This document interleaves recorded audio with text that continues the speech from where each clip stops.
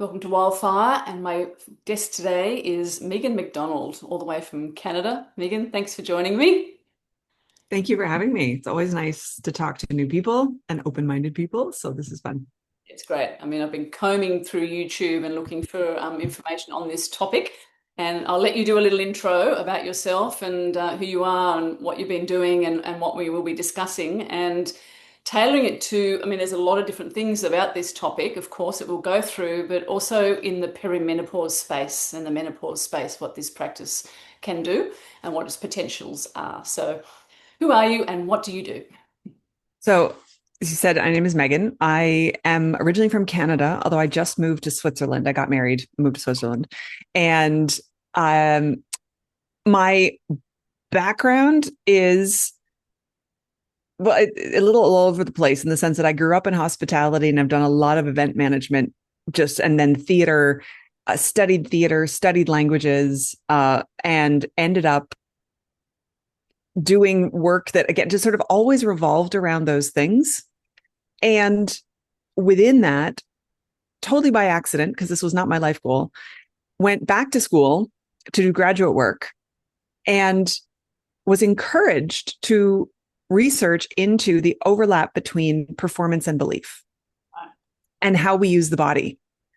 And I just happened to hit the right time where that was okayed as a topic. You know what I mean? Where I'm like, I look back and I'm like, what were they thinking? In terms of like academic research, that's not generally where people go, yeah, let's do that. Let's let you do that for a couple of years. But what that did is it started to really bring together some of the ways in which I like to overlap topics and themes and see where they take me. I love bringing together areas of thought or practices that we wouldn't normally put together. And then what has come over and over again in my life is that it's very fruitful. It's really interesting. So I'm interested in what people believe, what they do with that belief, what they do with their body, what it means to be in the body. And what then ended up happening was I did yoga teacher training out of all of that because I had an opportunity. And the yoga teacher that I went to happened to have been doing Shivambu or urine therapy for 30 years at the time that I met her. She's now been doing it for over 40, close to 45. She still teaches on it. And I had no idea that was going to change my life. I went for yoga teacher training, straightforward, classical hatha, no bells and whistles, like, no props needed, no extra chanting, like, very classic yoga training. And I ended up with Shivambu. And that was just totally unexpected, as you can imagine. And my first reaction, because I didn't know this teacher and I'd gone to Vancouver, I wasn't from Vancouver. And a lot of the other people in the class knew that she did this because it wasn't a secret, but I didn't. And so when they first mentioned it, I'm going, what now? What's happening? What are we talking about? And she said she didn't teach on it in the 200 level. In the first training, she did not teach on urine therapy. But if you wanted to try it, you could rub a couple of drops on the back of one hand every day for a week, or sorry, 3 days. And see at the end of those 3 days, like don't wash it off with soap right away because it'll absorb and it's sterile. And she said all these things. And I was intrigued because she was vibrant.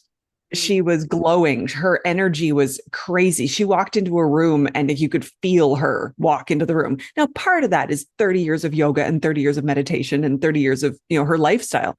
But there was still, it was like, she was so positive about Shivambu that you had to think, okay, well, this has influenced this woman.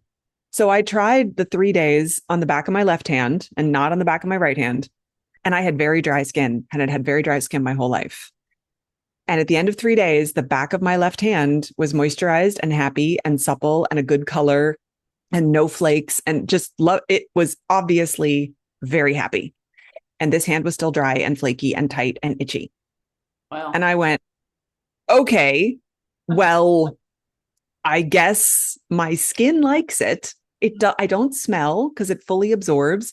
And so then I'm going, well, okay, this is free moisturizer Mm. that I carry around with me. All right, I can work with that. So every time I peed, I just put up a couple drops. A couple drops goes a long way. And I put them on my hands.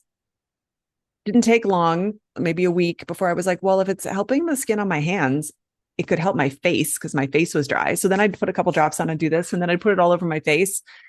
I was like, okay, this is getting very normal very quickly. Struck down by God or anything like that. Yeah, nothing bad's happened. Nobody thinks I smell.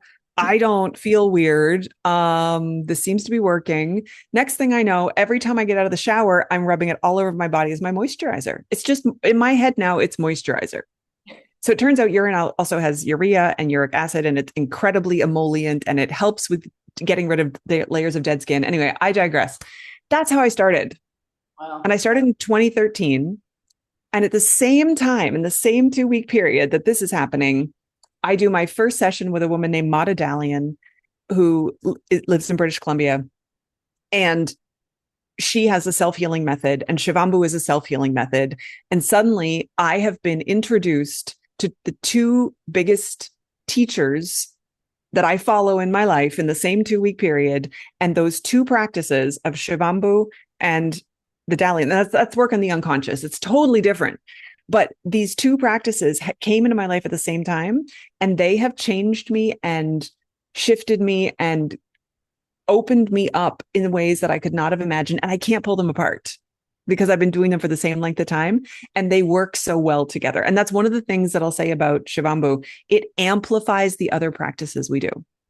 Mm. It opens up, it adds to, it doesn't, it just works synchronistically with what else we're doing and who we are and what else. So if we meditate, I can give examples from all the people in my world who do different practices and how they tell me it helps with all those practices. So what do? I teach about Shivambu. Didn't realize I was going to do that. 5 years ago, I started talking about it publicly, and it has, taken off. I don't advertise. This is very word of mouth kind of stuff, but I have a little YouTube channel, and it went from 30 people to I have about 1,300 people now who are subscribed, and again, because I'm not advertising, I'm like, how do you find me? It's crazy. So it's wonderful to have those people involved. I'm also an academic, or a recovering academic, so to speak. So I do academic research at the moment on Shivambu. I have funding from Global Healing, which is Dr. Group, if people know Dr. Group, and Jonathan Otto. And we're trying to get to some specific things on heavy metals and stem cells. But while I try to find funding to do those things, I'm reading all the literature I can find that somehow has to do with urine in some way, shape, or form. And I'm writing little research notes about what I find to try to help people understand what it actually means to work with Shivambu from a Western medical science, this is how we think about the world kind of way. Because the woo-woo, if you're into woo-woo, you can accept this. You don't need a paper. You don't need me to talk about melatonin or stem cells or anything else. You're like, I'm on board. Let's do it. But if you do need a little bit more, there are some books. There are some things I've been writing. There are things I can recommend. There's resources. So that's the majority of what I do is I teach about self-healing, and I research about try to link Shivambu to how we understand the body works. Yeah, I love that, Megan, because that's the foundation of all the things that I've learned since I've been studying as well. Everything's about empowering people to heal themselves. So we are even calling myself a healer for so many decades. It's like I'm not really healing. I'm holding the space for somebody else to, activate in themselves if that's the right time for them to do that. So Yeah.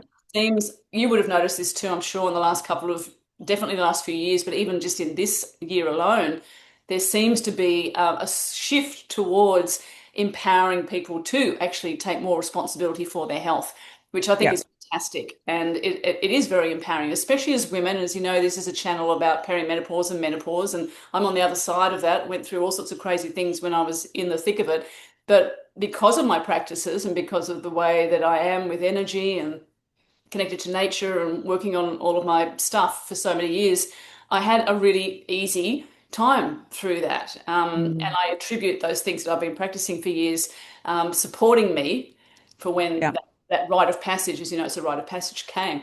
So anybody who's watching this and listening to this is first of all going, Shivambu urine therapy has either left the conversation already and is going scanning through YouTube or wherever already, and that's fine. But those who are still here, we need to talk about the taboo because, as you just said, the Western perspective, and certainly if you go on Google, it'll all show all the negative things that it's dangerous and you can dehydrate yourself and it's bad for your kidneys and all these other symptoms and reasons why we shouldn't do it. So let's talk about some of the taboos, and then I know on your other videos you've also spoken about some other things that we do from Chinese medicine and Ayurveda that people may not have joined the dots with just yet in regards to Shivambu. And I love the name Mm. Shivambu anyway. It's so just rolls off the tongue. It's beautiful. Yeah. And so even starting with that, I like to use the word Shivambu because I was taught this through a yoga tradition. And this is part of yoga philosophy, is where it fits. I wasn't taught Ayurvedic medicine when I was taught my yoga in that sense. I mean, you touch on Ayurveda because it's so linked with yoga, but I I came to it through yogic philosophy. And Shiva is the first part of the word. So when people hear Shivambu, it's like Shiva is the first bit. The last part is Ambu, and Ambu is water or waters of the body.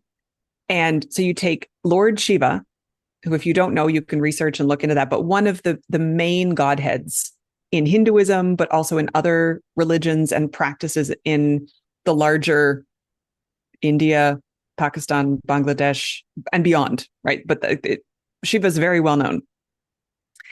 And Shiva is the god of many things: awareness, consciousness, auspiciousness, the destroyer, removing evil, all of these things. And when we look at then say putting that with water, so Shiva and water, you have then God water, divine water, holy water, water of consciousness, water of awareness, water of auspiciousness, and then water that destroys evil.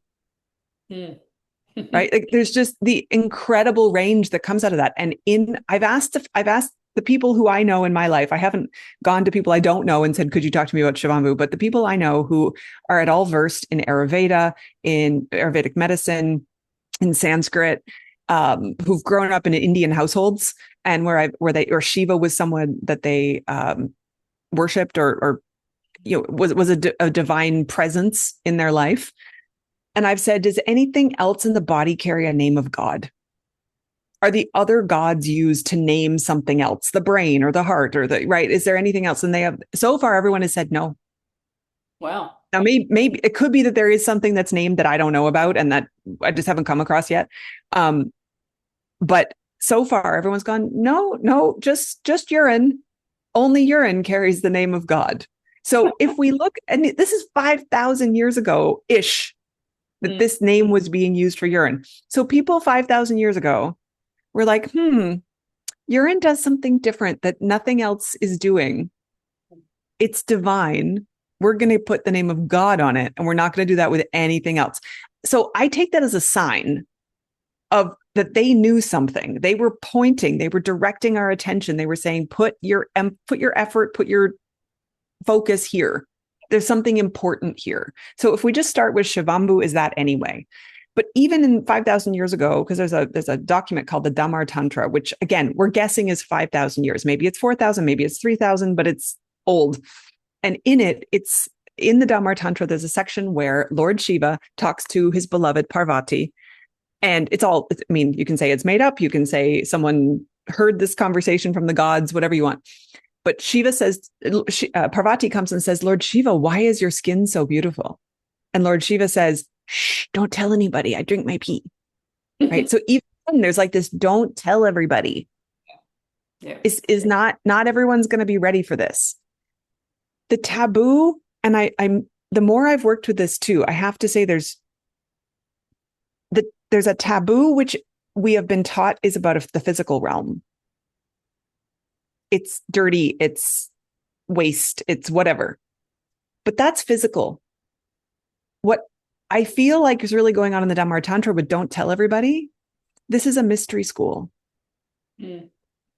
This is incredibly potent information. Your urine above everything else, it is insane amounts of information. Every system in your body contributes to it. It is your filtered blood plasma. So if we even take it back to that, urine is blood plasma ultrafiltrate. That's another word for it in science. Blood plasma is highly prized. Blood is highly prized. This is your filtered blood, and your kidneys filtered it for you. And they are the most intelligent, most complex filtration system on the planet. We can't reproduce it with machines. So let me just interrupt you there for a moment because Yeah. people be going, but hang on a minute, because the kidneys are meant to filter it. This is the story that we were told, and probably what I was also taught during yoga training was that the kidneys filter out all the toxins and the small particulates, etc., in the blood, and then the urine just gathers in the bladder, and that's all the gunk that you don't need, and out it goes. So when you say that it's sterile, that's another one that we're told that it's not, and that it's something that is from blood plasma. How does that actually work anatomically? So there's a couple things going on here. People have said it's sterile, and if you read the books on urine therapy, they'll say it's sterile. In 2025, some articles came out where they actually found bacteria in the urethra in, I think it was teenage girls and teenage boys, because that's who they were studying because of UTIs at that age. And so there, and if you're familiar with the term microbiome, we were told our body has a microbiome, but that also our skin has a microbiome. Our mouth has an oralome. So just in the mouth, there's its own little like microbiome. It's like there's a word like this. I can't think of it now, but like there's places where people can grow grapes, like microclimate. It's like, this is a microclimate, like all over your body. Your eyes have their own microbiome, everything. Well, your bladder has a microbiome, right? Your urethra, like your organs all have their own microbiome too. So strictly speaking, when we say something is sterile, we're thinking it's like distilled water. There's nothing in it. There's nothing that can grow. There's nothing that can multiply. It's sterile. And even water in the hospital, it's only sterile until you open it. As soon as you open it, it hits the air. It's not sterile anymore, like strictly speaking. And so people thought the urine in the bladder was sterile until it left the body. But now they've found bacteria in the urethra and in the bladder, but it's eubiotic, and U is EU. The letter is EU biotic, eubiotic. Dysbiosis is a problem. It's bad. That means there's a bacteria or something that is not good, or it's proliferating, it's growing too fast. So dysbiosis or dysbiotic bacteria lead to unhealthy things in humans. Eubiotic bacteria are okay in humans. And what do I mean by this? Yogurt, all the different cultures, those are bacterial cultures in yogurt. And we like to put those in our body, and people will even put them in their rectum to put yogurt and bacteria up into the rectum directly to get it into the intestine. People will even do. I've heard of a lot of things, but I haven't heard of that one, Megan. Yeah.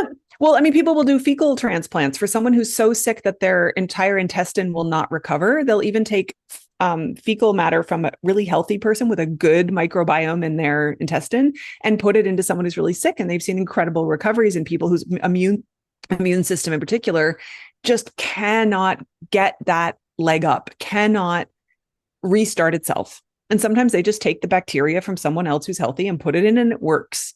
That's the same idea with yogurt. So if you're thinking bacteria is bad. And so the thing is, the bacteria that they found in the urethra and the bladder is the good bacteria. It kills stuff that we don't want in there. If you get a UTI, a bacterial infection in the kidney, urethra, bladder, then some bacteria that is not as good managed to start to grow, and then we have to deal with that. That's a different thing. But in general, I can't say urine is sterile.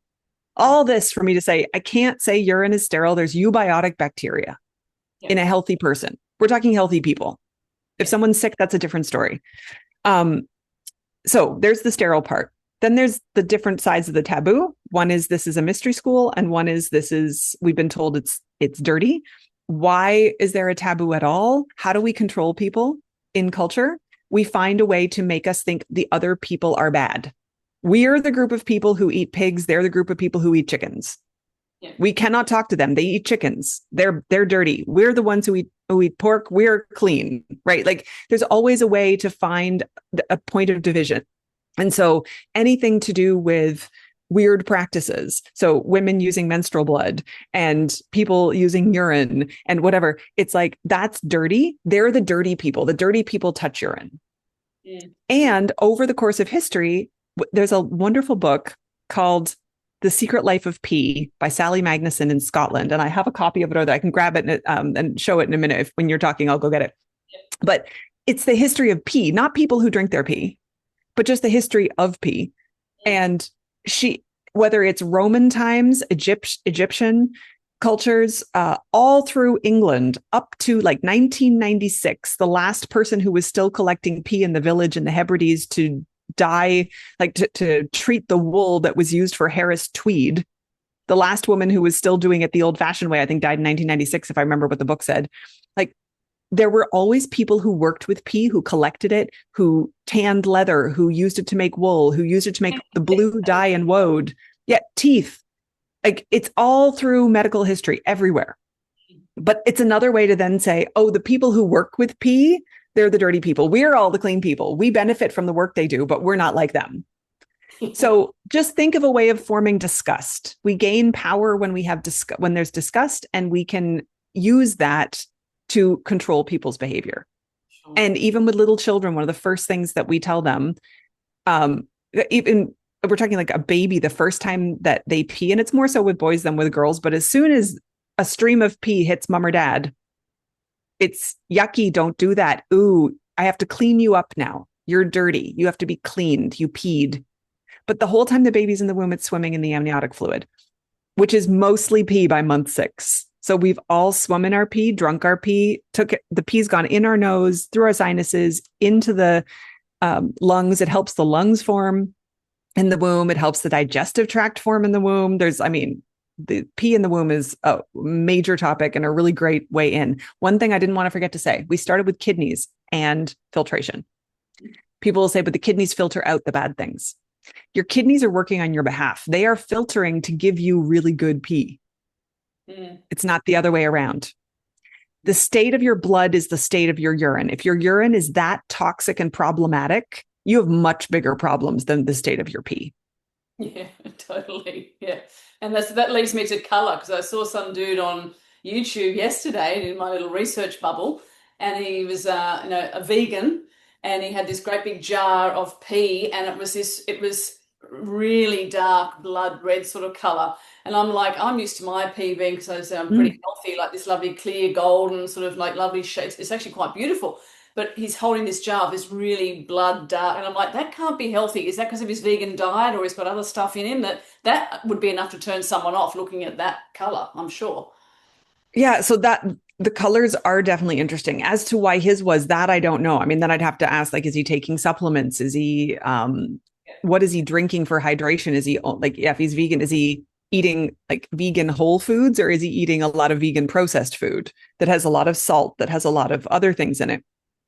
As with anything, the more we eat that is alive, plants that are alive, that grow nearby, or what we would call weeds from the garden, a dandelion salad or mixed in is one of the best things you can do. That's actually a blood purifier as well. So like, there's all these things we can eat that help with how that works. Urine will go through all different colors and stages. And when people use it for fasting, for example, then the urine can turn all different colors, because the body starts to release things it's ready to release. And as it releases, we end up with colors that have nothing to do with us right now. They could be old things that are coming out. Right. Okay. For example, when I've done some fasting with shivambu and water, or just like plain shivambu, which is the whole realm of fasting with shivambu, that would take a whole call and we could have a great time. But when I've done that, like 3 days, 5 days, that sort of thing, the further I get into it, I've often gotten sort of an orangey color come out, which I've been told has to do with the liver releasing some specific kind of enzyme that ends up looking orange or something like that. I don't know if that's true. I haven't gone down the rabbit hole to figure that out. The other thing I just remembered that you said earlier, I wanted to mention this. People say, if you go on Google and say, should I drink my pee? It'll say, you'll be dehydrated and it's bad for your kidneys. How does Google know that? Because there are no studies on people who drink their urine. None. Wow. And that's also the issue. People come to me and they go, if I drink my urine, will this happen? Will that happen? Do we have any studies on what happens to the kidneys when people drink their urine? Does it help them? Like, there are no studies on people who drink their urine because there's no money in it. Well, you have plenty of people doing it and having lived experience that they can share, but no actual studies, you know. We're pretty sure there's over 1 billion people on the planet drinking their pee because there's a huge population in China drinking their pee. And that alone ups the numbers massively. Yeah. And then we go into all the different groups that start to get in touch, and we're pretty sure it's over 1 billion people drinking their pee. Wow, that's fantastic. And another thing too is I'll get to some of the terminology for people, the basics, so they can understand as well. But you know, the placenta with the tinctures. Speaking of China and traditional Chinese medicine, that they make the placenta into a tincture and into teas. So a lot of women are getting more comfortable with doing that, certainly in recent years. And I've done doula work over the years as well.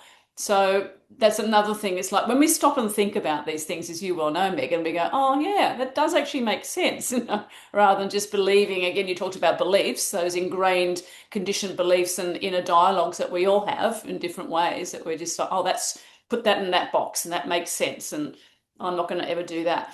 But the two of the main terms that I've heard with urine therapy is evolved and also, Yep. excuse me, and also looping. Can you give us a quick rundown on what those are?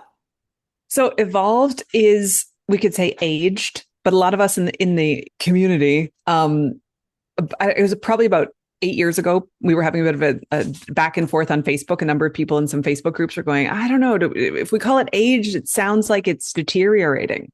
Yeah. Because we think of like, you know, aged cheese, and at some point it gets moldy, right? So like that doesn't sound so great. And so people have suggested all sorts of words, and you can use whatever word you want.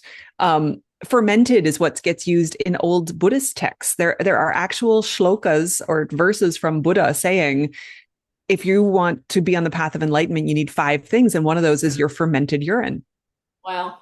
which is aged urine. Or so evolved urine adds that aspect of, when you put urine in a glass jar and you let it sit, it goes through a process of evolving. It changes. It ferments, in a way of speaking, but it does its own thing. You don't need to add anything to it. You don't do it, and it will do it all on its own. And it's very hard to screw up.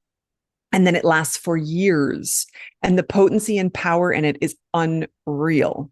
And this is one of the things that really convinced me that this made sense, was some people on Facebook who had little meter, like a pH meter, an ORP meter. ORP is for electrical charge, negative ions, positive ions. And he was showing that aged urine had a negative ion charge that was massive, which means it's like drinking electricity. Mm. And you also drink electricity when you drink fresh fruit juice. Mm. That also has a deeper negative charge. But aged urine has a negative charge, unlike almost anything else, that isn't chemically produced. Like it's made by the body, and then you age it. So that's aged or evolved urine. Again, there's so much, like, generally speaking, I would say it is at the edge of being aged at about a month. Okay, and is that a really sort of tart, really strong, like a bit more putridy type of smell in your opinion or in your experience, or is it The first 2 weeks of if you put urine in a jar and you leave it for 2 weeks, I put a cloth cover over it, like old cotton t-shirts. I just cut them up and put it over the top with an elastic band on it. And that way it can breathe with the air. Some people can't do that, so you just put a cover on it. I recommend plastic, not that I love plastic, but if you put metal on it, eventually the ammonia and other organic compounds, as they break down, they will eat into the metal. And that has happened to me. And once the metal is eaten into, then it's leached into the urine, and I'm not drinking that. Yeah. Okay. So that's why the only reason that I would say plastic is better than metal in this particular case is because of that. Yeah. If you have another suggestion, I actually found some here recently in Switzerland that have a glass lid that I can pull on with like those metal little things. So I've been using glass lids, but that's really specific, and they have to be available where you are. So like, you don't need anything crazy. You just need a glass jar and a piece of cotton for the top of it. It's not expensive. Very low maintenance. Yeah. Very, very. But the first 2 weeks, it's going to smell because everything's going to break down. The ammonia breaks down and all the stuff we associate with the smell of pee. So if you can have it in an airing cupboard, in a shed outside, animals will not touch it. They know that that's you going, I live here. That's me. Yeah. This is who lives here. Animals do not go near it. So that's not really a problem, but you have to cover it or bugs will get in and they'll lay eggs, and that will gross you out. And there's no reason to go through that. So you need to cover it. It's going to stink for 2 weeks, pretty much. maybe a week, whatever. The first urine you age is never going to be the nicest because you're just at the beginning. The first urine you drink is never going to be the nicest. It gets better and better over time. Everyone says their urine changes the more they do this. It becomes lighter, the color, the texture, the flavor, the way they feel when they drink it, the way that they feel that they're really nurturing themselves, holding space for themselves. That this is, we mentioned this before we got on because it's something I talk about in a lot of my videos. This is self-love and self-acceptance. You cannot hate yourself when you're drinking your pee. No, of You course. cannot, you can't be going, I'm dirty and disgusting and drink your pee. Yeah. It changes you. It changes you fundamentally, and it helps you to see my body is producing something that my body loves. When I put this on my skin heals and is no longer dry. When I drink this, my digestion, I've had bad digestion since I was 6. And multiple things have helped me. But when I got to using this, my digestion changed. I could tell that my gut was so much happier. It changed. We're talking about menstrual issues. I've never had a bad menstrual cycle, and compared with people, like I've had a few, uncomfortable things and some cramping, but nothing like people who have to be medicated for pain every month, nothing like that. But even with really quite manageable cycles, my whole life, when I started drinking urine, it took the edge off again. My PMS improved. My cramping improved. Headaches improved. Overall energy throughout my cycle improved. You're giving yourself bioidentical hormones back. And that's one of the reasons as well I was willing to do it. My teacher, back to Shakti Mai, that was her name. She was 52. She'd been to a women's clinic. She'd done all the testing that they wanted to do. Her friend said, you have to go. She went, she paid. She's like, I paid a lot of money for this. And they did the testing and they came back and they said, something went wrong. Can we do the test again? She said, go ahead. They did the test again. They came back. They said, okay, we got the same results. What are you not telling us? She said, do you have an open mind? And of course, as soon as, this is a great thing, by the way, anyone who's interested in this, if you say, do you have an open mind to someone before you ask them a question, they want to have an open mind. So no matter what you say next, they're going to try to accept it because they don't want to go back on what they just said. Yeah. So she said to the doctor, I've been drinking my pee every day for like 30 years. And the doctor at the women's clinic immediately got it and said, oh, you've been doing HRT on yourself. Wow. You've been doing hormone replacement therapy on yourself. Now the results make sense. They were looking, right? Yeah. She went, because she was just thinking, what are these numbers? These numbers don't make sense. You're supposed to be menopausal. Yeah. And yet you don't have the numbers of a menopausal person. All the other people who walk in the clinic. And I don't even know what the numbers were, if it was just hormones or if they were also looking at, like beyond to thyroid, whether they were looking at bone density, whether they were I don't know. But at the very least, they were doing hormone panel. Yeah. Yeah. And she defied it. It's awesome. I love that story. When I heard that, it's one of the reasons why I was like, I have to talk to you, because with the whole rite of passage that it is, and there's just we're being bombarded as women have been for so many years, obviously generations, centuries. But my belief is that a lot of our perimenopause issues and imbalances are actually created when we, our first bleed, even before that, obviously childhood, even further back in the womb, and then the contraceptive pill, and then all the medications that we take. And not only are we sacrificing more of our sovereignty every time we make a choice to outsource our health, which is again why I love this sense of recycling everything. It's handing our power over and confirming unconsciously even is that I'm not worthy of healing. I'm not worthy of feeling good or being, whatever that is for people. So, I mean, that's just such a huge piece, Megan, just that part from that doctor alone. Before we go on to that, looping, just quickly tell us what looping is. So when people start to drink urine, often there's two groups of people. There are the people who dive head first into the vat and I'm going to do everything, which I do not recommend, by the way. I recommend people go slowly because lots of things happen and everyone is unique and I cannot tell you what's going to happen. So I can get into more about that, but healing crises happen and sometimes people have to take a week off work and nothing's wrong. It's just that all the mucus that was ever stored in their head decides to come out all at the same time.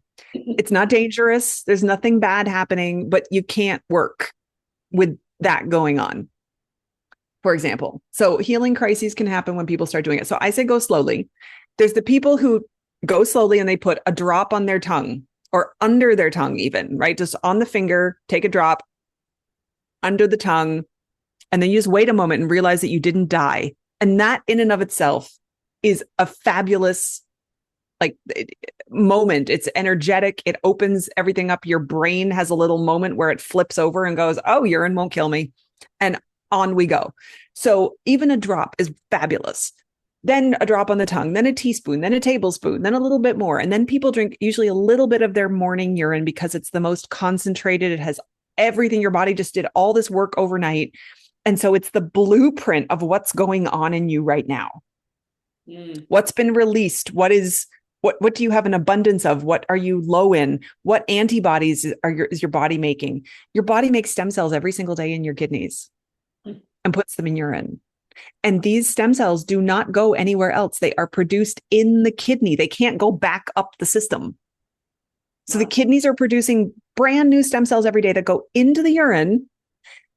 Why would the kidneys put all that effort into producing stem cells, which are some of the most easy to use stem cells that the body produces? They will happily go and do other things. They will create all different sorts of tissue. They're not one-trick ponies. They'll do lots of things. And why would the kidney put all that effort into making really, really good, easy to use stem cells in a waste product? Yeah. The body can't lie. The logic of the body does not lie. If there's really, really good stem cells in urine, urine is not a waste product. It's useful. Yeah. It goes in this bracket as like we've got junk DNA, doesn't it? Yeah. Yeah. So your question was looping. Yep. You either start with a couple drops, or there's people who are like the next day they get a whole mug and they drink the whole thing down and they just see what happens. And those are the two camps of how people start.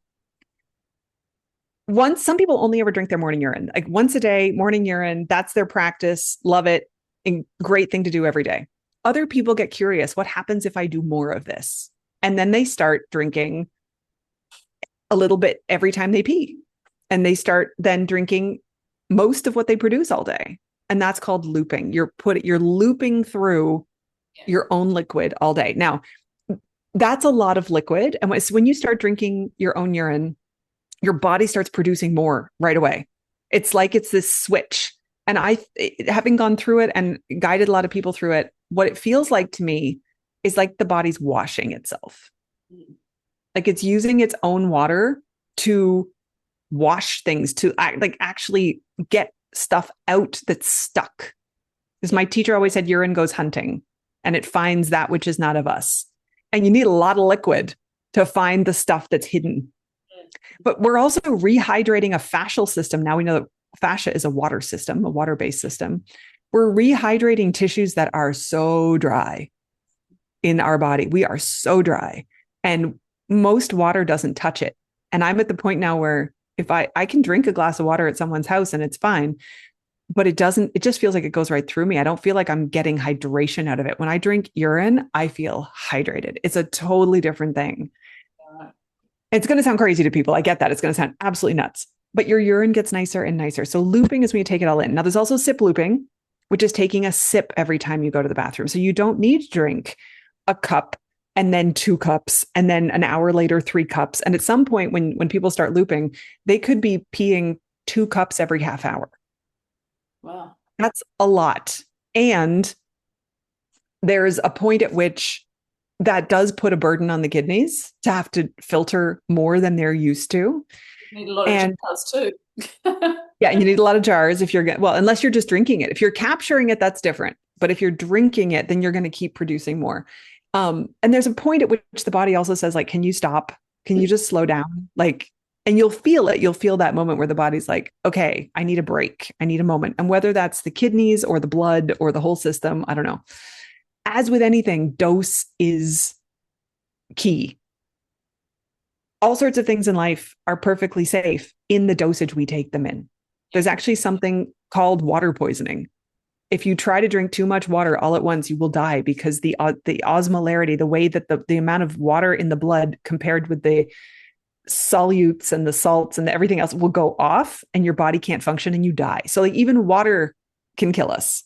So just in terms of people going, well, how much should I take and how much should I this and dosage Yeah. And and a listen to few. the body, as you say, like trusting that intuitive knowing. And I mean, that kind of just throws the whole 6 to 8 glasses a day we should be drinking out the window, really, doesn't it? Because I've always felt that that leaches the kidneys, especially if it's not good quality water. I mean, what you're talking about, really, Megan, is structured water from your own body. Yes. It's structured water that's charged. It also has an electrical charge.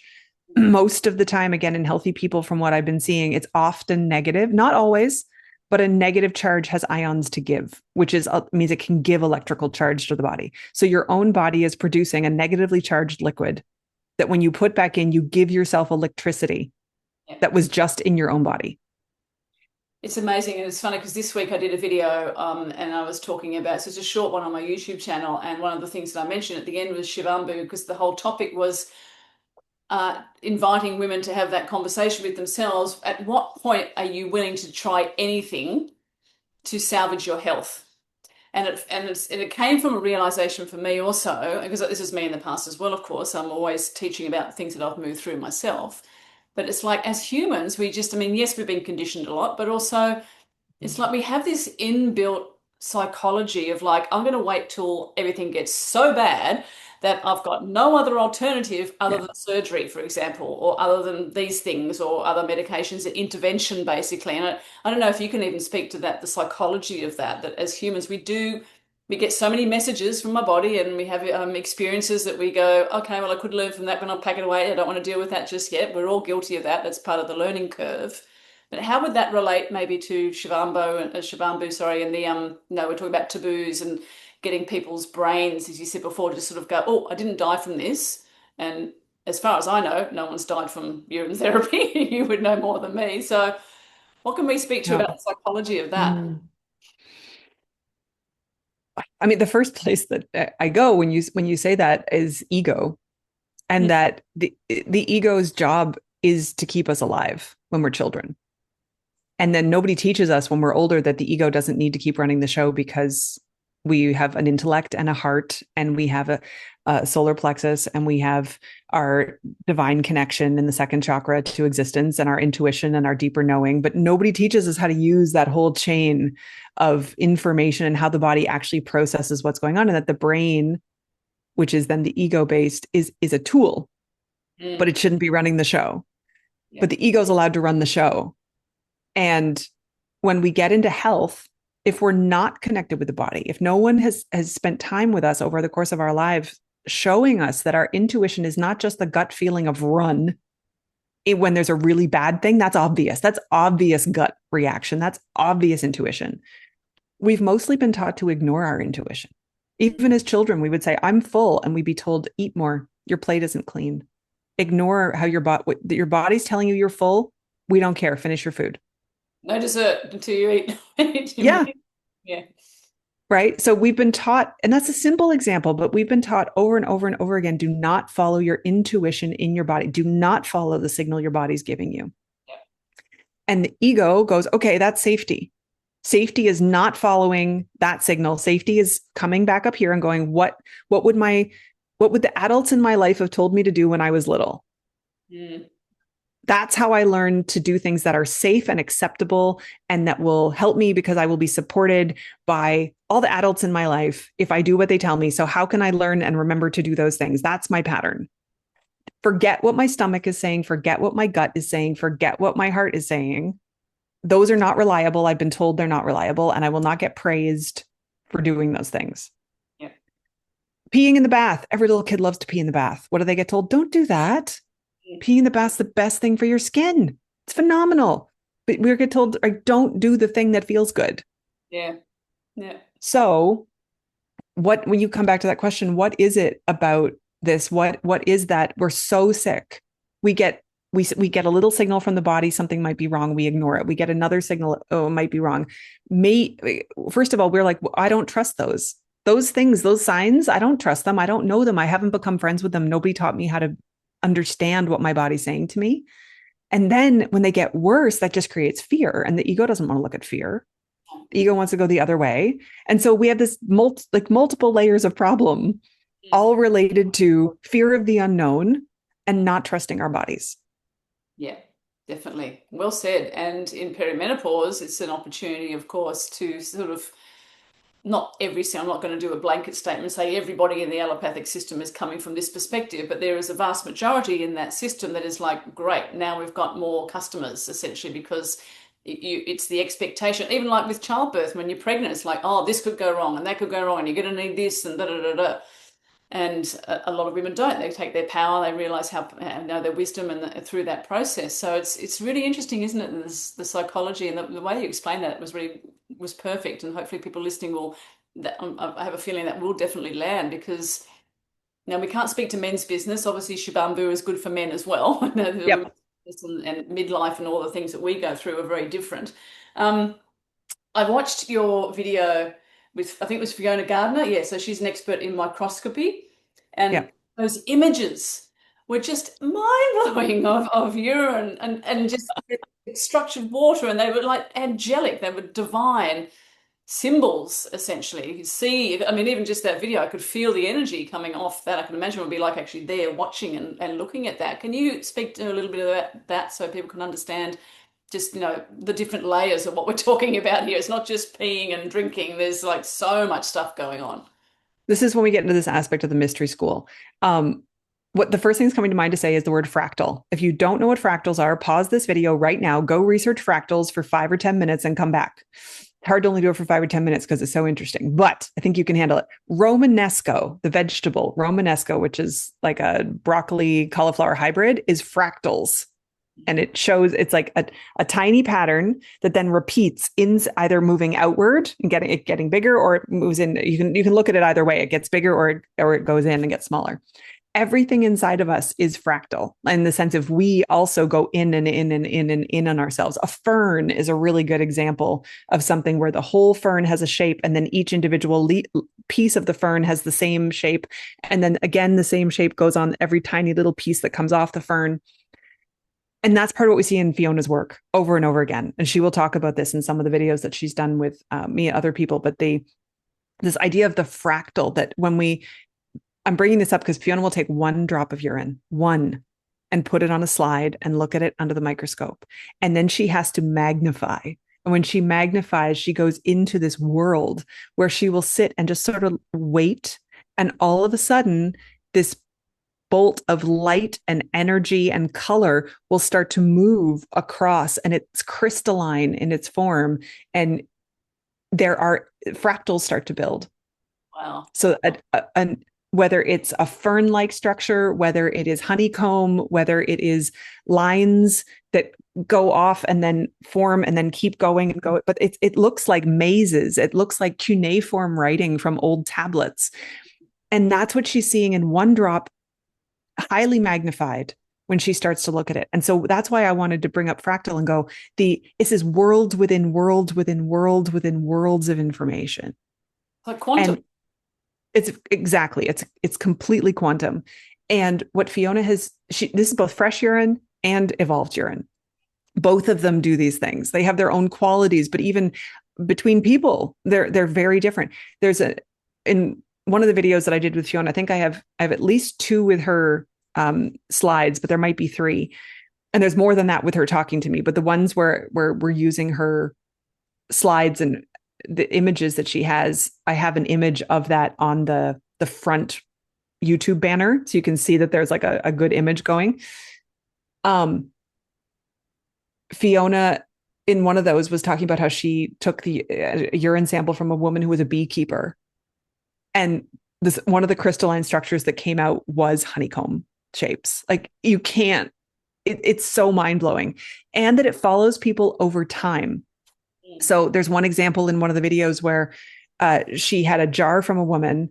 She had taken it fresh and hadn't even had time to look at it. Then she looked at it a few months later and I think she noticed something. And then she looked at it again like 3 or 4 months later. And when she looked at it much later, she saw what came out was like an image of a woman holding a baby. And she got in touch with this friend, and the friend's like, yeah, I'm pregnant now. But she wasn't pregnant when she gave the urine sample.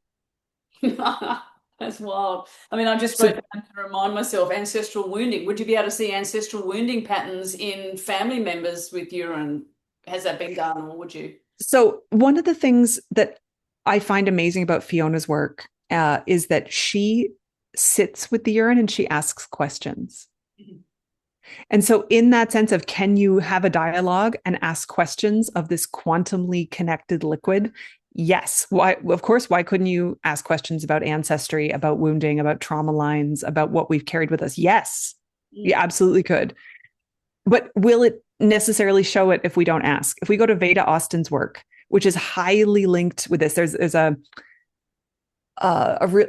Veda has come out with a documentary of sorts about water, and Fiona's in it. And Fiona's talking about what you see under the microscope, but it's not, Veda's work doesn't specifically touch on urine, but the same concept, which is why Fiona's there talking about it.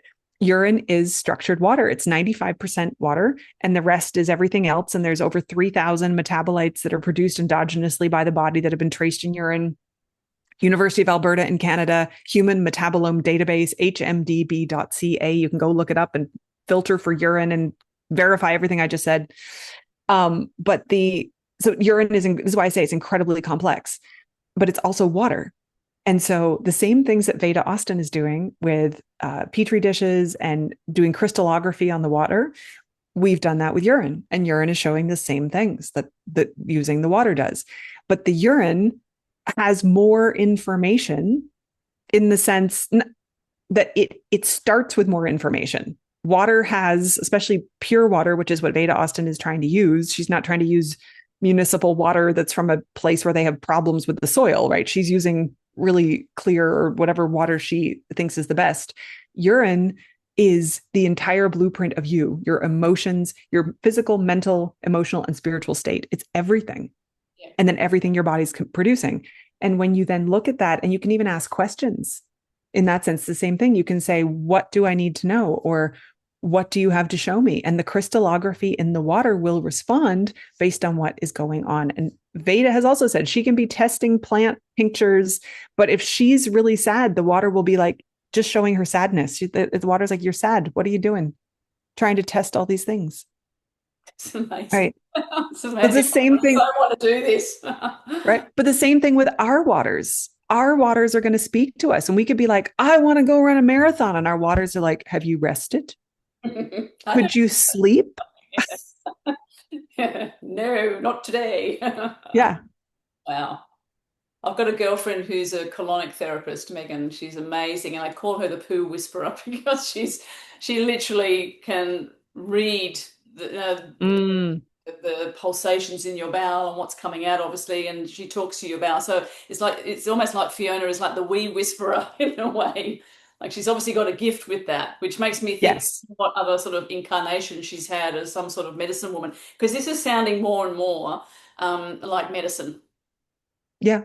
good in the real sense. Because to me, the traditional what's called alternative therapies is actually the original therapies. So I'm talking about that type of medicine, not the other side of things. It's Yeah. absolutely fascinating. Yeah. But and then thinking of it holistically, there's a person whose name I'm not going to try to butcher it. I can't.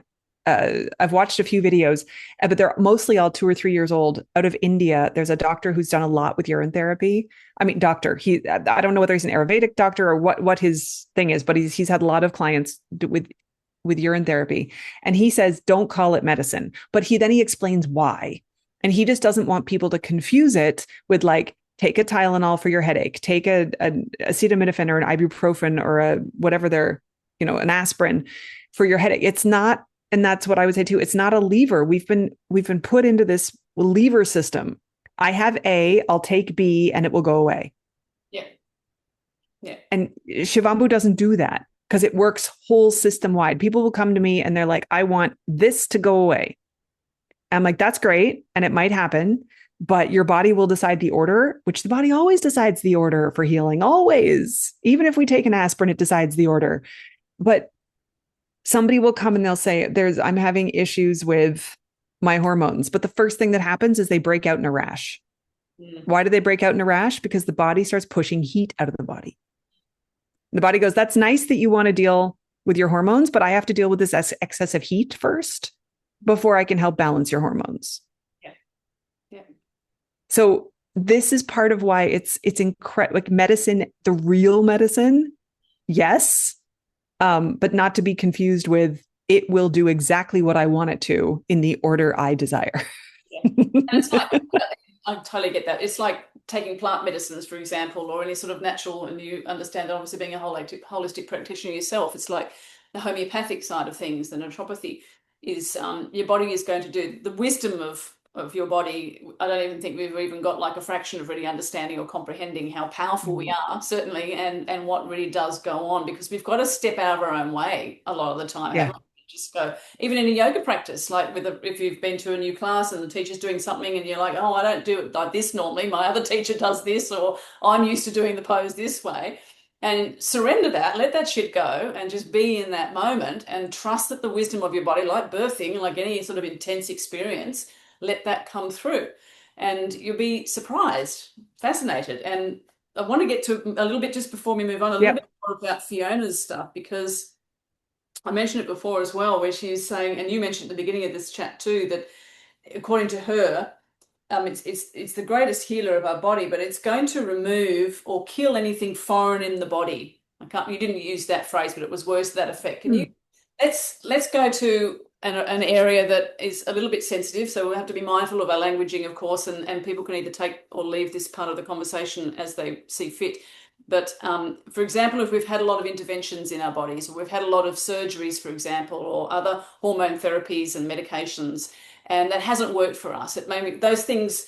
Sometimes I believe those things are necessary if things are really chronic and really bad, to Yep. keep people harming themselves, for example, or really feeling completely, incapacitated, but as crutches, as temporary things. So when she's talking about that Shivambu has the potential to remove anything foreign, could we include that into things that might have been injected into bodies? So this is something that we do see. Some of the people who've had the most complex health problems, especially over the last 6 years, um, including long form health problems afterwards that just go on. And it's almost all autoimmune related. They end up with these incredible autoimmune reactions and just chronic to the point of not being able to work, not being able to function. And it can be, I'm thinking of one woman in particular whose her name is Gloria Charlene, and she has a channel on Rumble, if people are familiar with Rumble. She got so sick back in 2021 that like she was bleeding out of her uterus like constantly. There was like clotting and nothing would stop it. She had heart palpitations. She had headache like symptoms that would point towards sort of stroke symptoms. Heart attack kind of symptoms. Her body was not functioning. Her organs were struggling, and that she describes it really, really well in multiple interviews. And she had a cupboard with everything that is, especially in the last, let's say, 10 years, that has been part of the holistic alternative, whatever, whether you want to talk about the DMSO or methylene blue or the exact right herbs or the mixture that's sold by that person who makes the special thing with whatever. She had all the stuff. She had the homeopathy, she had the naturopaths, she had the oils, she had all of it.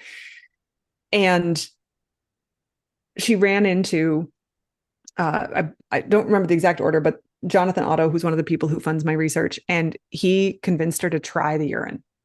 And from the first time she drank it, she felt some relief. She felt her body soften. She felt a shift. The bleeding stopped. The heart palpitations stopped. The headaches stopped. Like things that the doctor, she was going to see Western medical doctors and they couldn't help her. And then she did all the alternative stuff. And some of it helped a little. It's not that it didn't help at all, but it wasn't shifting. Something underneath it just wouldn't shift. And when she gave her body back what her body makes in its wisdom, it was able to shift. I had someone work with me, again, it was 2022 or 2023, and they had been sick for a year and a half, mid-40s, very healthy person otherwise, like thought they were healthy before they got sick. realized they actually probably had some chronic inflammation going on for a number of years. So there was already a little weakened system, but still they couldn't work. They couldn't function. They couldn't do anything from day to day. They got a diagnosis of Epstein-Barr, autoimmune issue. And first they tried holistic stuff, but they were just flaring everything. They couldn't eat day to day. What they could eat and what they couldn't eat would change. How much sleep they needed would change radically, whether they could go for a walk or not go for a walk, like just really, really at a very low energy level. And then they were put on medication for Epstein-Barr, and that made it even worse. And so finally they said, okay, Megan, look, I've heard you talk. I know you. They'd known me for at least 7 years. So like, they were like, I know you do this every day and you look healthy and you seem to be doing well. So like, I'm going to trust you on this one. But they said, I can't drink it. I know you do. And I know you're fine, but I just can't do it. I said, could you put it in your rectum? They said, sure, no problem. Bring it on. Bring it on. Everyone feels differently about the holes. Suggest let's do that, you know. Yeah. Everyone feels different about the holes in their body. I'm always surprised about which holes people are really comfortable with and which holes they're not so comfortable with. Anyway, so we started with 5 milliliters, a teaspoon of fresh urine. Didn't change it, nothing. It's just fresh. Capture it in something.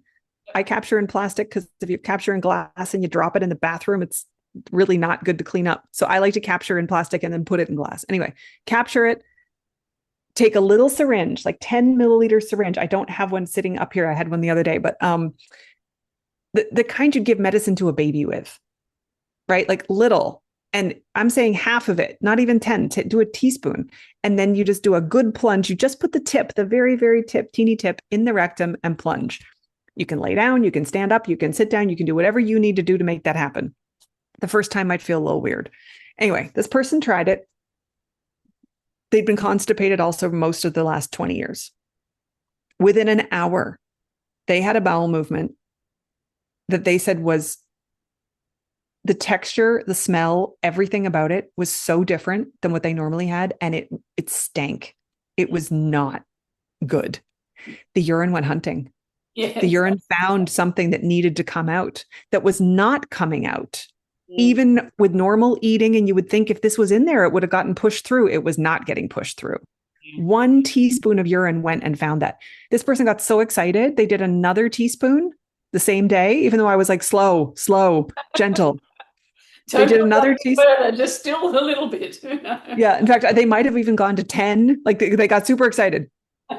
And then I don't remember if it was that day or the next day, another bowel movement where they sent me notes, and I'm going to write about it. And they've given me permission to write about it and put this up in a research note, that something came out that looked like birdseed. And they're like, what is this? They hadn't eaten anything that looked like that in years. So they're like, where was this in my body that it was hiding? Right. But it's out. Within the first 5 days, this person was writing to me going, I feel like this light, playful, joyful energy. Like I want to dance. I want to put on music and dance. I haven't wanted to do that for the last year and a half. I've been so sick. 5 days after a week after starting this, they went hiking and hiked. They were in the States, 5 miles a day, 5 days in a row, and it didn't wreck them. Wow. And they had been unable to even know if they'd be able to walk like with the dog day to day. Now, that did not cure them. 2 weeks of this did not cure everything that had happened in the year and a half before that, and the likely inflammation that had been building up in the years before that. It took them about a year before they emailed me and said they had no more autoimmune symptoms. And they did other practices and other protocols. They brought in more meditation. They did more yoga, but the shift happened with their own Shivambu. That's the thing that changed the story. Yeah, it's a catalyst, a very powerful catalyst to get, because a lot of people, myself included, sometimes you do need a good kick up, to pardon the bad pun, a kick up the butt to literally things changing. And then the minute your body goes, oh, and your mind gets on board with that, it's like, yeah, that's just incredible. And I think, was it you or maybe a client in one of the videos you were talking about that had done an enema? Because that's obviously slightly different, obviously putting more in, and I'd love you to explain that process if you don't mind. And then a parasite came out or something? Yeah. So, I mean, I've had that happen, but a lot of people who work with me have too. Enema, for me, these little implants, I'm calling them basti, because in Ayurvedic medicine, they have a warm oil, usually a medicated warm oil that you put in the rectum at night to help lubricate the whole intestine. It's wonderful treatment to get. But the word basti is, in a sense, it's like a medicated rectal implant. And that's what urine is. It's your medicine and it's a rectal. But saying urine rectal implant is just not poetic. So Shivambu Basti, I prefer to go with. And that's small, 5 milliliters, 10, 20, maybe up to 60 is still, 80 is still like, it's a basti. Once you get up to, you can do an enema with a cup, but like, somewhere between 1 and 2 cups of water is for me an enema. Some people can hold a liter. I can hold, that's 4 cups. I can hold 3 cups in a liter or in an enema. And then you use an enema bag and gravity and you let it go through a tube into your rectum. Hopefully it goes into your colon. It might reach your small intestine. It's not like a colonic where they can get it up further. I have a friend who took her fresh urine for the colonic, and the person was willing to use their fresh urine for the colonic. Oh, wow. My lady would be totally up for that. I'm Yeah. sure. And anyway, so a fresh urine instead of water for an enema is amazing. It's incredibly gentle because it's you again. But people could start, for example, by, if they're already used to enemas and they want to experiment, you can always put a little bit of Shivambu in so the water you're already using. And let me just also say, I don't give advice at all. I'm not a doctor. I'm not a medical doctor. I have a PhD, but it's in the performance of belief. So it's a little bit different. So that's not, at any point am I giving people advice on what will be good for them. But some of the practices that people do on a regular basis, if they're already doing enemas, adding a 1/4 cup of urine to a liter of water is not changing the enema in the sense of it's just still a water enema. But a little bit of water, a little bit of urine will change the water it's put in. It will structure the water that is put in. And in Fiona's videos with me, there's one where she was taking 4 different types of water: spring water, bottled water, tap water, and something else, and putting 1 drop of urine in it and then looking at it under the microscope. And it totally changed the structure of the entire glass of water with 1 drop of urine. So a little bit of urine in a water enema is fine, but a straight urine enema is one of my favorite things. I don't even do water enemas anymore because they're drying. They suck stuff out of my intestine. Urine enemas hydrate. It's a totally different experience.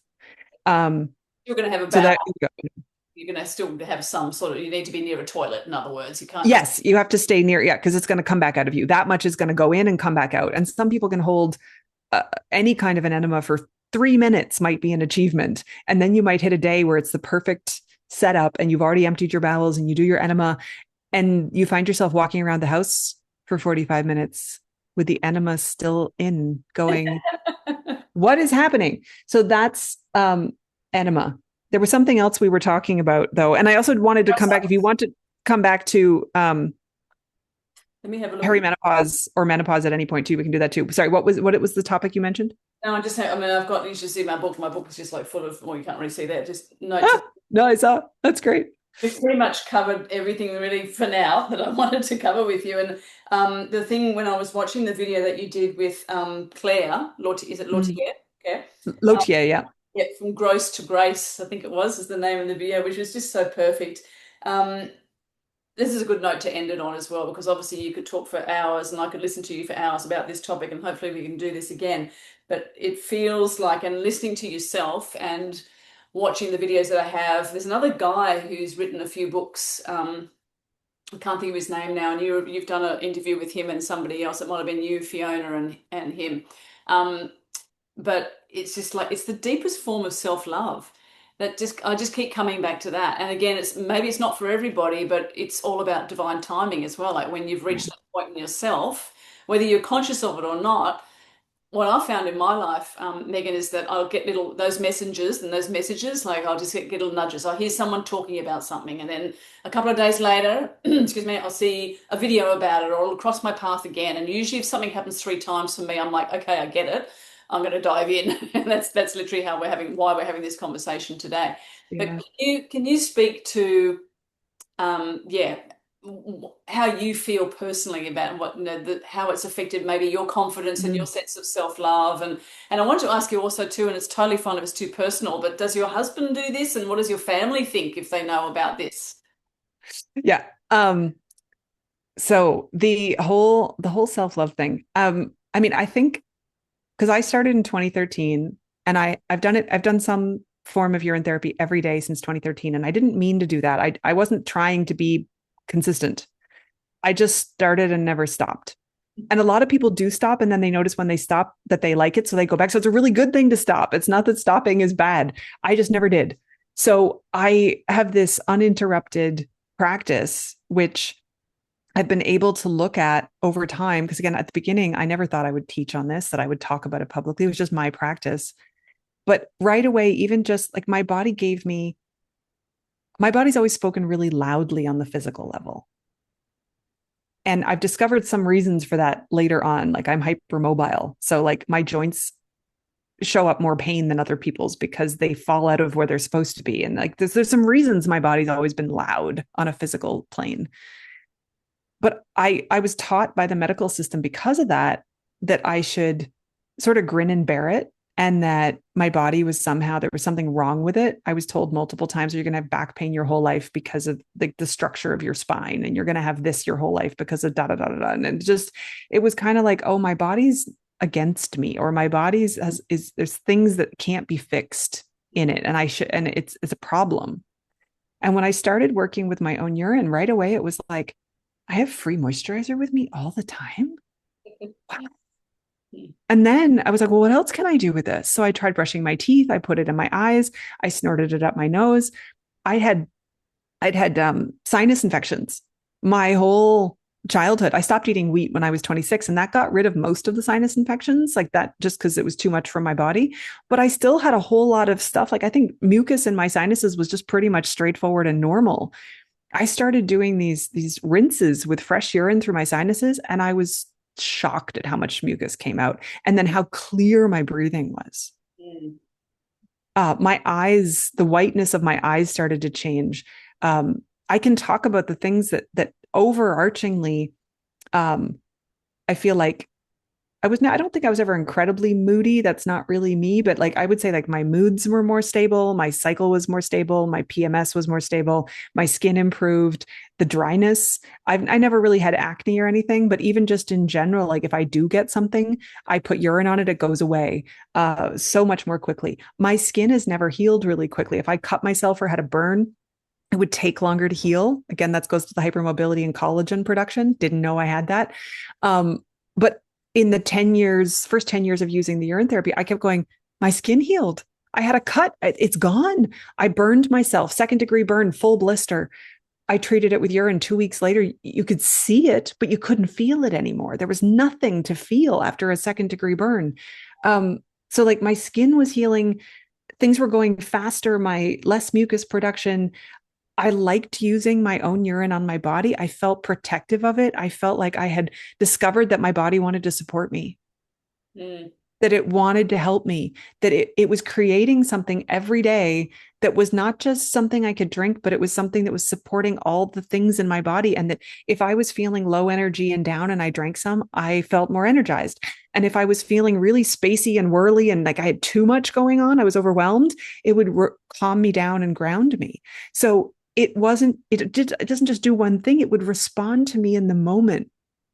It would adapt to me, or was I adapting to it? And that started to make me go, wait a minute, I am a self-sustaining system. I can hold myself. And then you start to realize you're not, I wasn't hating my body anymore. I wasn't hating and being like, or just very dissatisfied with, like there's something wrong with this or something wrong with that. Well, maybe there's nothing wrong with it. Maybe I've been given signs and signals my whole life that I didn't know how to understand. And now I'm in a dialogue with my entire body, all aspects of it, and my energy field and my aura and the bigger picture of how I'm connected to my ancestors and past lives and all those things. And I can listen differently now. I have more patience to listen as well. And not that I understand every single symptom or signal, not symptom, I like signals better, every signal as it comes, but I'm more patient with it. If I don't understand it, I'm willing to give it time. Yeah.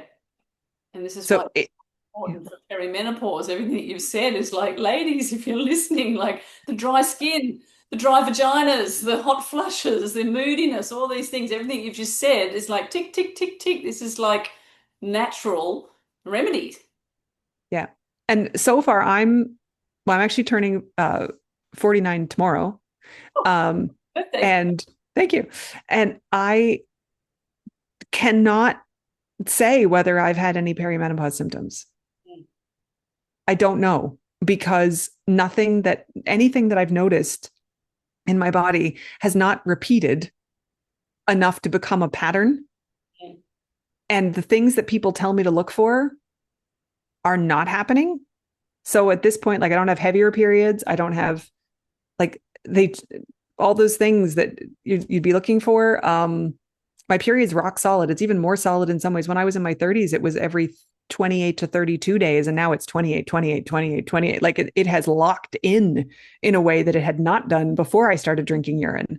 Um, and when I've had hormone tests, because I will go to the Western system and have a test done, even though that test might not reflect what we think it reflects in my body, I don't have any signs there either. Mm. All of my hormones are in normal levels for someone who's not in perimenopause. You're like, oh, hi, it's Megan Macdonald here on the phone. We know what's going to be the story here. Just usher her in, get rid of her as quickly as possible, and get the next client in. Yeah. Love This it. isn't what are we supposed to do with this woman? We can't It's tell not her. going to Yeah. buy anything. It's just like, yeah. I love Yeah. it, Megan. I love it. Final, because we've been chatting, as I said, for a while, and I want to wrap it up shortly. And I know your time is precious as well. But final words of wisdom and possibly encouragement for women who are, moving in or already in perimenopause. Like the one thing, if you could say to them now to give this Mm. a go, what would that be? If you're thinking in any way, shape, or form of trying this, take a moment and sit with it and ask your body, if I were to use Shivambu right now, like maybe not right now, but like, in the next day, in the next week or whatever, if I open myself up to this, Mm. what is the gentlest way that I can start this practice that is supportive for my body at this moment? And notice whether it's just put some on your skin, or whether it's put a drop under your tongue, or whether it's just capture it and look at it for a minute. Maybe that's enough. Mm. But the point is to connect with the intuition and ask the body, if I'm going to do this practice, what way do you want us? Because it's you and the urine and the body. You're all one entity here. We talk about the urine as if it's external. It isn't. It was just in us. It's just that now we're saying it's a thing, it's a medicine we're going to take, but we created the medicine, so it's us. But start by connecting with the intuition, because it helps us connect with intuition so quickly, so cleanly. People often say after they start doing urine therapy that they feel like they're more intelligent. Mm. And it's because the systems are actually talking to each other throughout the whole body. Yeah. The gut brain axis, we know there's a second brain in the gut, but it's like these axes in the body that they start to be able to communicate faster, quicker, more efficient, everything. So people feel more intelligent. So connect with your intuition. Everybody needs this, but as you've been saying, especially in perimenopause and menopause, like to have a deep connection with your intuition is going to change your entire experience. Yeah. Yeah. Let's Beautifully. go for easeful. Easeful is what we want. And I get the sense of also it's like relationship, that because our lives change so much. If we've had or haven't had children, doesn't matter. You're still going to go through that rite of passage. But it's the relationship that we can develop with ourselves and become more loving and more patient, more understanding, and start giving and receive and allowing ourselves to receive, as you know, is a huge one for a lot of women, especially if they have never received full support or thought they were worthy of support, or those sorts of things too.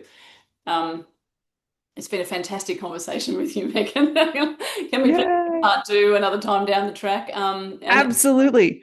yeah, I did say I would show one book cover. One oh, sec. yeah, I have to have all of these books next to me, so it's easier. This is The Life of Pee I love it. by Sally Magnuson. And it's not about people who drink pee, but it is so fascinating and fun. It's out of print, but you can get these from used bookstores easily and it's not expensive. So highly recommend. Yeah, fantastic. I'll jump onto Bookstore, Booktopia tonight. Thank you again so much. Love your You're work. And I welcome. can't wait to read all your research on that as well. Because was it Dr. Group that you said? He's just Yep. amazing. Just watching him as well, and yeah, this more conversations about this, please. Wonderful. I would love to. This was really, really great. Thank you for trusting me with your audience. Absolute pleasure. Thanks, Megan. Bye.